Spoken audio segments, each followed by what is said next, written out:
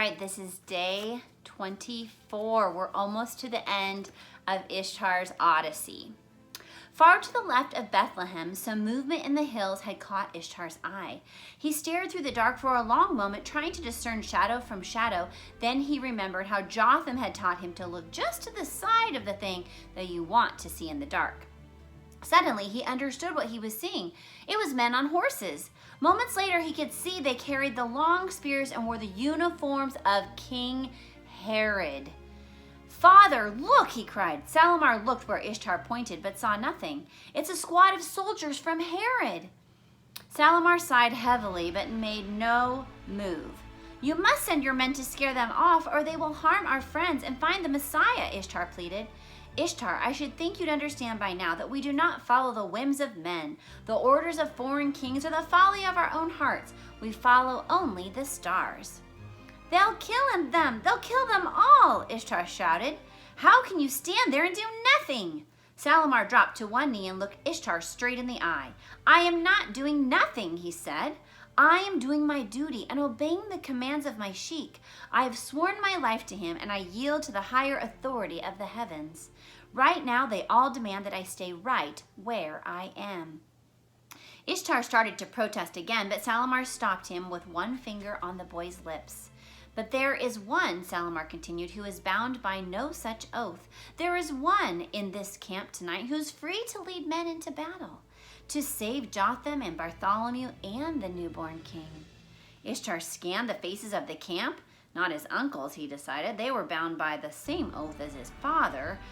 Surely not the servants, not even Kazim, who was a brave man but could not legally give orders to others. Ishtar looked back to his father with a furrowed brow. "Who?" he asked. Salamar leaned in even closer and whispered in Ishtar's ear, "It is you," he said, "son of a counselor to the Sheik of Amaranth, a prince of Persia by the right and tradition, and a man of honor and wit and courage. You must lead the rescue." Salamar concluded, "Or I fear for the lives of our friends." That's ridiculous," Ishtar said. He broke away from his father, paced wildly around the fire, and thousands of wasps were buzzing in his head. He wished he were back in Amaranth with his servants and his baths and his fine linens. He wished he had never been forced to come on this stupid trip, to spend his days concerned and covered in dust and being sore and exhausted. How could he, a mere boy, lead a rescue? Was he not full of fear? His father had lied. "There is no honor inside of me," Ishtar thought, "no wit, and certainly no courage." But then Ishtar's thoughts turned to the many events of the last several months. In that time he had turned 11, still a boy, but on the precipice of manhood. In those months, he had learned to endure hard days without a second thought. He had learned to take in stride discomfort and hunger and scorching hot deserts. He had talked to many people and encountered many ideas that he had never learned before. And then he remembered the story Nathan had told him, a story about the God Jehovah and Ishtar's role in Jehovah's plan. And at that moment, a new thought struck Ishtar, and he stopped dead in his tracks. He looked again at Jotham and Bartholomew, almost to Bartholomew's edge now. He watched Tabitha and thought of the courage she showed in facing down the Romans. He turned slightly and saw Herod's men closing in on the town. Perhaps, Ishtar thought to himself, perhaps there now resides inside of me something else. Perhaps just a bit of... Suddenly, Ishtar turned back to the camp. He saw the eyes of his father watching him, as well as the eyes of his uncles and Kazim and all the other men. Without another word to his father, he yelled, "Kazim, gather 10 of our best men and bring me my horse. Prepare the battle." Ishtar was amazed that the camp immediately sprang into action on his orders. He leapt onto his horse and the other men and Kazim, and they rode off up on theirs. "If there be a God of the Jews," he yelled, "may he ride with us tonight."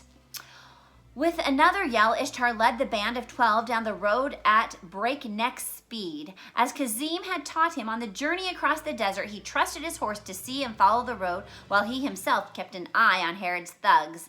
There's only one more corner in the road, he realized, before those thugs will be able to see all of the commotion in Bethlehem and know something has happened. He whipped his horse to run faster. Ishtar reached the curve in the road just before Herod's men would round it. He yelled over his shoulder, 6 to the left, 6 to the right. Show them the Parthian shot. In a moment, Ishtar and his men surrounded the soldiers in 2 circles, moving opposite directions. Every one of them shot their arrows backwards from their mounts. The arrows stabbed the ground in front of Herod's men, who were completely confused and terrified. Ishtar gave a yell, and the Persians slid to a stop, dirt and rock flying, with Ishtar in the middle of the road directly in front of the leader. A moment earlier, Herod's men had been sleepy with routine, but now snapped alert and reached for their weapons. "Hold!" Ishtar yelled, and suddenly there was silence. The leader finally found his voice and growled, "Who is it that commands a squadron of the mighty King Herod to hold?" "It is I, Ishtar," he yelled, "Prince of Persia, son of Salamar, royal advisor to the highest Sheikh Konarak, commander of the Parthian army, ruler of half of the people of the known world, decider of the fate of millions." Ishtar stopped and sat back in his saddle, leaned forward toward the leader, looked him straight in the eye, and whispered, "Ore of one." The leader found his wits again and said, "Move aside. We have been sent by King Herod himself to search the town of Bethlehem. Why should I fear a sheik who sends a small boy to do his bidding?"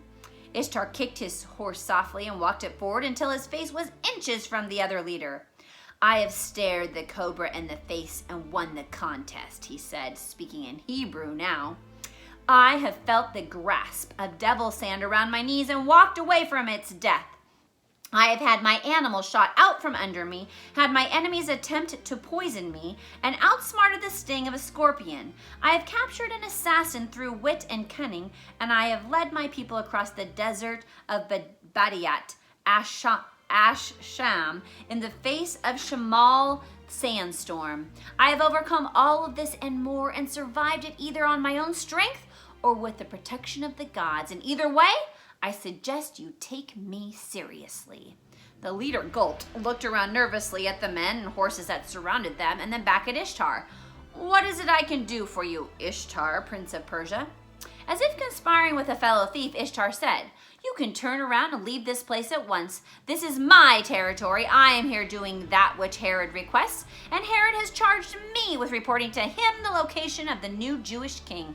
I myself searched Bethlehem not 2 hours ago, and tell you the truth, that I have seen no child king there. Now go your way and search where no one else has yet searched. It is an insult to my sheik and to all of Persia to presume you need to supervise us." The leader took another long moment to think. He looked again at the Persian warriors surrounding them, and without another word to Ishtar, gave the order for his men to go back the way they had come. Ishtar's men relaxed, gave a shout of victory, and congratulated him on his courage and guile.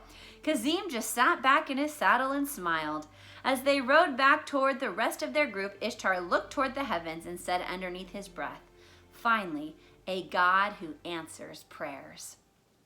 Halfway back to the campsite, they met up with Salamar, and the others headed up the road toward them. "The soldiers of Herod have decided they should go home for the night," Ishtar reported to his father. "And we are headed toward Bethlehem," his father reported to Ishtar. "The star has told us it's time to visit the new king." Something to think about. What are the many ways God watched over Ishtar throughout the story and led him to the place where God could use him to do that which he had planned? All right, we have one last day left. I'll see you tomorrow, Christmas Eve.